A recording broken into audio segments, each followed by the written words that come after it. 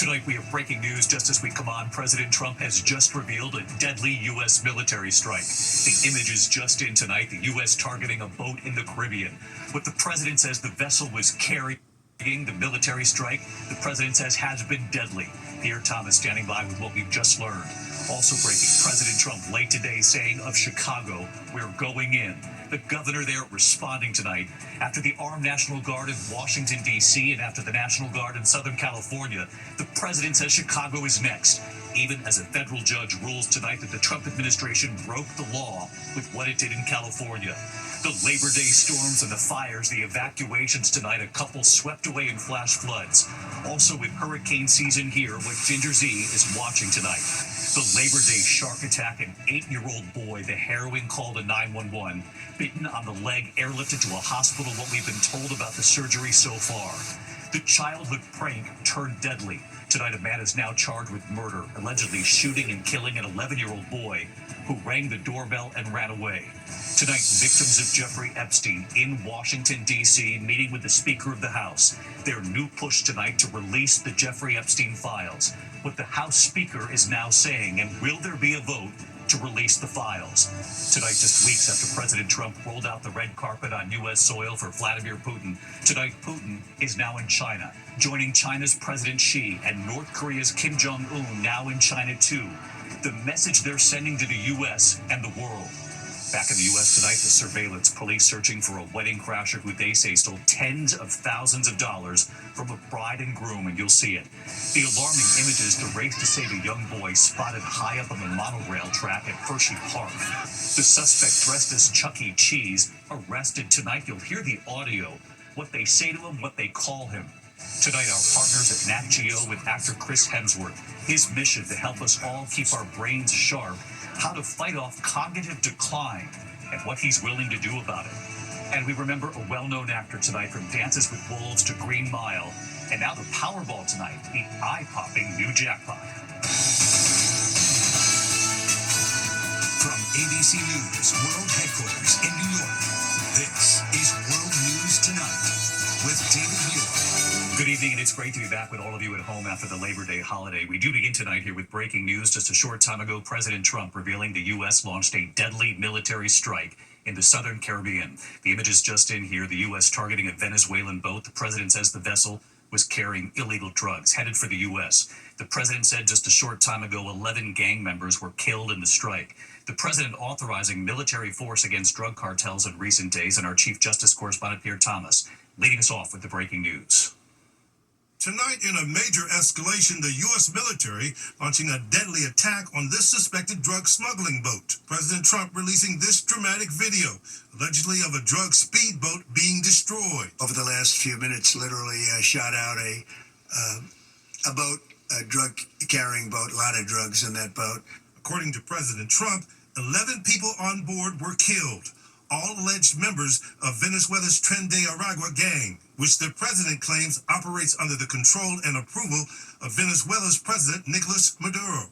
Trump says that Maduro is responsible for mass murder, drug trafficking, sex trafficking, and acts of violence and terror across the United States and the Western Hemisphere. Just days after the U.S. announced plans to boost forces off Venezuela to combat threats from drug cartels. A U.S. official confirming to ABC News that 8 Navy ships, including the amphibious assault ship U.S. Iwo Jima, were being assigned to the U.S. Southern Command. But Venezuela's president has warned that any U.S. military action would be met with an armed fight. David, so far, no response from the Venezuelan government. President Trump saying bluntly tonight, consider this a warning shot to the Venezuelan gang, which he has designated a terrorist organization. David? Pierre Thomas with late reporting live in Washington. Pierre, thank you. The other breaking headline involves the city of Chicago. President Trump saying late today, we're going in. The governor of Illinois responding tonight. It comes, of course, after the Armed National Guard in Washington, D.C., the federal takeover of police there, and after the National Guard in Southern California. And this news on Chicago tonight comes as a federal judge rules this evening the Trump administration broke the law with what it did in California. Mary Bruce at the White House tonight. Tonight, a federal judge ruling the Trump administration acted illegally by sending the National Guard to Los Angeles to put down immigration protests. Judge Charles Breyer accusing the administration of trying to create a national police force with the president as its chief. But tonight, President Trump undeterred, saying he's expanding his crime crackdown and will soon send the National Guard into Chicago. Well, we're going in. I didn't say when. We're going in. The president setting his sights on Chicago after sending 2,000 National Guard troops to patrol the streets of Washington, D.C. If the governor of Illinois would call me up, I would love to do it. Now, we're going to do it anyway. We have the right to do it because I have an obligation to protect this country. But Illinois Governor J.D. Pritzker says no. I'm aware that the President of the United States likes to go on television and beg me to call and ask him for troops.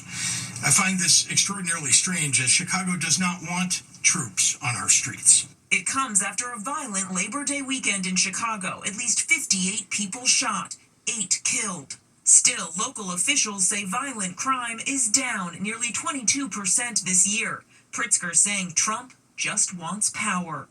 He has surrounded himself with groveling yes-men who are too weak to restrain his most violent and unhinged impulses, or who share those impulses.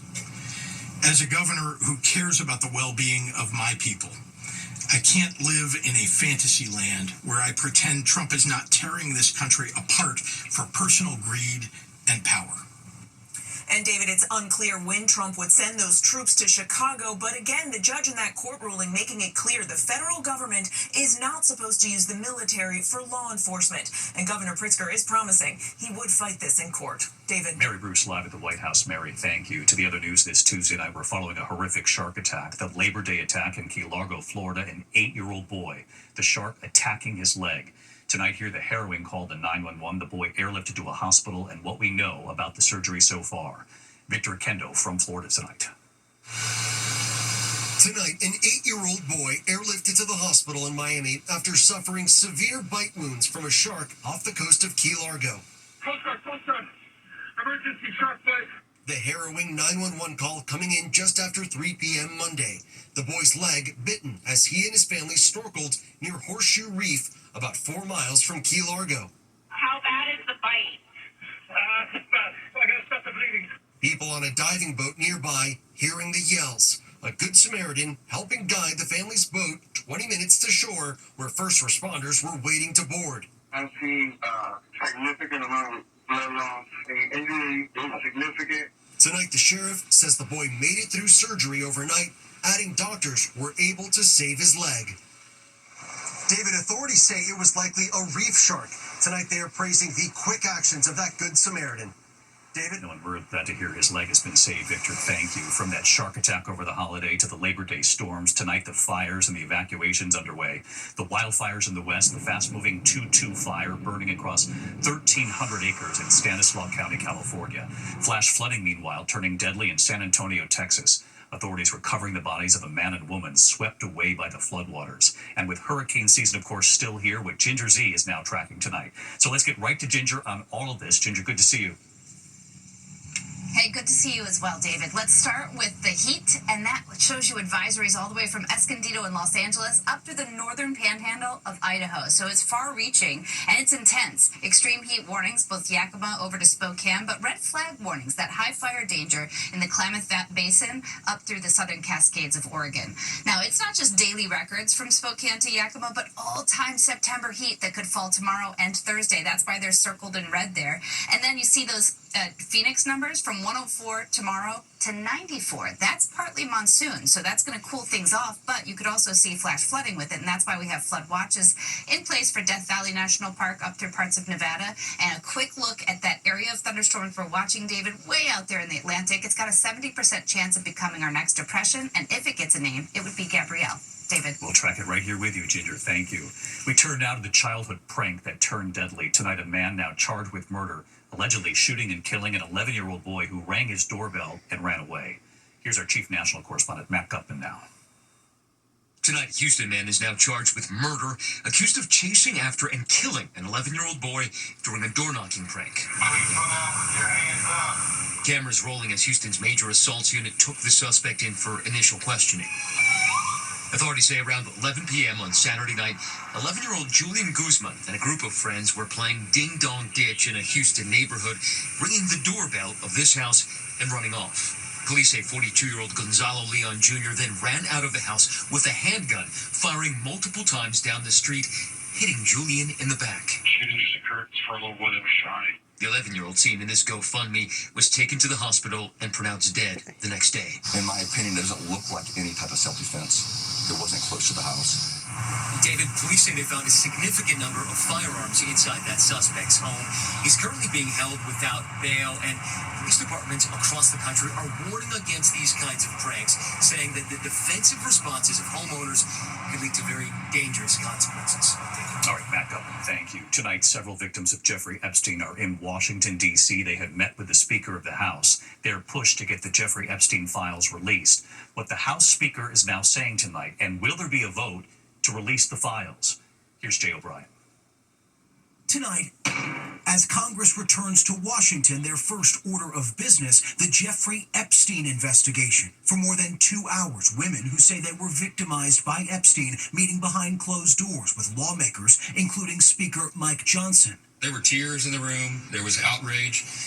It was both, I would describe it as heartbreaking and infuriating that justice has been delayed so long. But Johnson still refuses to let the House vote to compel the Justice Department to release the full Epstein files. His fellow Republican, Congressman Thomas Massey, tells me Johnson is under pressure from President Trump and that Trump just wants this to go away. He thinks he can just make this go away by telling people there's nothing here. The problem is this is bigger than him, and he can't make it go away by saying there's nothing here.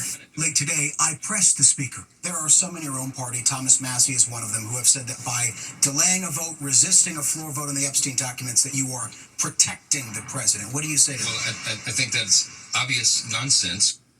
Bottom line, David, Speaker Johnson tonight is still blocking a vote on any full release of the Epstein files, citing victim privacy. He's instead pointing to an ongoing House Oversight Committee investigation, which late tonight, David, released more than 30,000 pages of Epstein records that it had subpoenaed from the Department of Justice. But most, David, have already been publicly available. David. All right, you and the team will continue to follow this, Jay. Thanks. Tonight, just weeks after President Trump rolled out the red carpet on U.S. soil for Vladimir Putin, tonight Putin is now in China, joining China's President Xi and North Korea's Kim Jong-un, who is also now in China as well. The message they're sending to the U.S. and to the world, and here's our chief foreign correspondent, Ian Pannell now.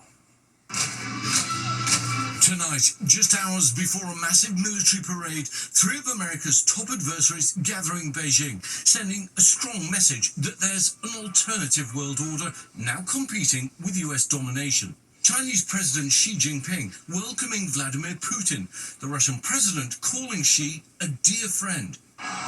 And Kim Jong-un making a rare trip outside North Korea, arriving on his bulletproof train. The parade will commemorate the end of World War II. China's growing military might on display, with more than 25 world leaders attending. Satellite images showing military equipment already lining up. Our Brett Clennett in Tiananmen Square. We are expecting China to showcase its new weapons, including hypersonic missiles, drones, stealth fighters, and it's a chance for China to not only showcase its power on the world stage, but also to showcase its upgraded military. It comes 2.5 weeks after President Trump welcomed Putin to Alaska, rolling out the red carpet, shaking Putin's hand. A stark contrast as Putin, Xi, and India's Prime Minister Modi stand shoulder to shoulder. David, this is a remarkable change of imagery from Putin and Trump meeting in Alaska to the scenes now playing out in Beijing, with so many of America's adversaries lining up together, united and strong. David. All right, Ian Pannell and Brett Clennett in China for us. Ian, thank you. Overseas tonight, also search and rescue teams racing to find survivors after a deadly earthquake in eastern Afghanistan. More than 1,400 people confirmed dead, 3,000 hurt. The 6.0 magnitude quake leveling entire villages in a remote mountainous region. A powerful 5.2 aftershock rattling that same region today.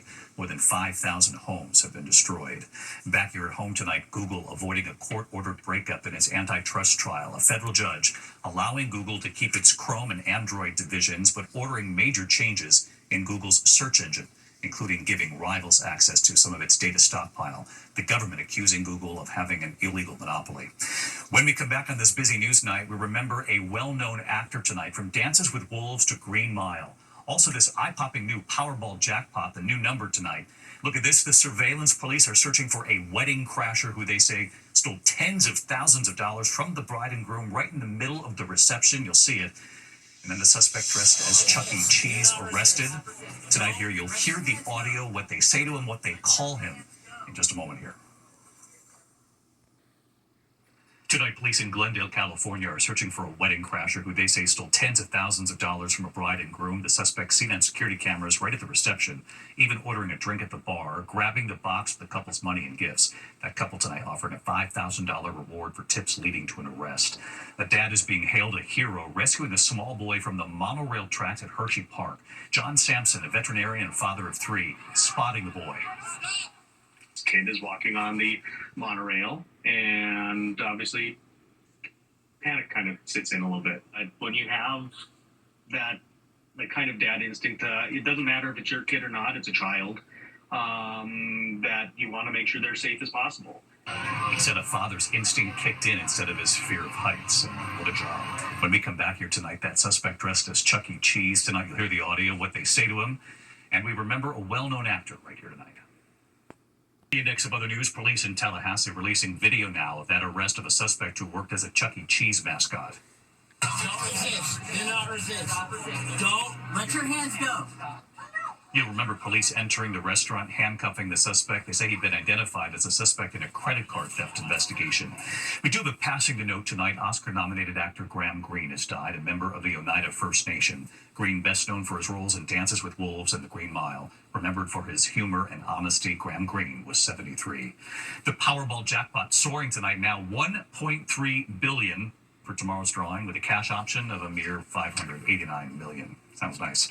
When we come back tonight, actor Chris Hemsworth and what he's willing to do to help us all keep our brains sharp. You have to see this. Boys. Finally tonight, our partners at Nat Geo with actor Chris Hemsworth and his mission to help us all keep our brains sharp and to fight our fears. Tonight, hear the extraordinary docuseries from our partners at National Geographic. Actor Chris Hemsworth and the team, their incredible mission to keep our brains sharp. I'm diving headfirst into cutting-edge science. Here we go. To uncover 3 powerful secrets to living better right now. The series Limitless, Live Better Now, exploring how to combat aging, chronic pain, and declining memory. 6 countries over 2 years. In this challenge, Chris Hemsworth facing down pain, training with South Korean Special Forces. Crawling under electrical wires. It's like being stung by a wasp. Every time. The mission in freezing waters. Hit with high-pressure hoses to mimic the effects of chronic pain. Another challenge, going backstage with singer-songwriter Ed Sheeran, learning how to play the drums, improving his memory, his cognitive function, and facing down the fear of failure in front of tens of thousands. We go really fun, and you try drums. Fun for who exactly? It won't be fun for your family when you're practicing at home. So you would just learn the 2, 3, and then you hit on the 1. Gives it a try. 1, 2. And then try and hit on the 1 and the 3 with the kick. 1, 2, 3, 4. No, yeah. So 1 and 3, and then the 2 and the 4. Oh God! The challenge to perform live with Ed Sheeran. 3. 3 days to the show. The pressure's on. How's it gone? Are you ready? How's it going? We need to sing it. We need to sing it. He doesn't look that bad from here. It does. It does. And there was this, training to climb a 600-foot dam in the Swiss Alps to fight fear. I know I can overcome my fear, my overthinking. If I narrow my focus. Learning how what's called exposure therapy can actually enhance your mental and physical well-being. What benefits are there? Right. Face the things that scare us most. Tonight, his amazing effort to help us all embrace new science to live better.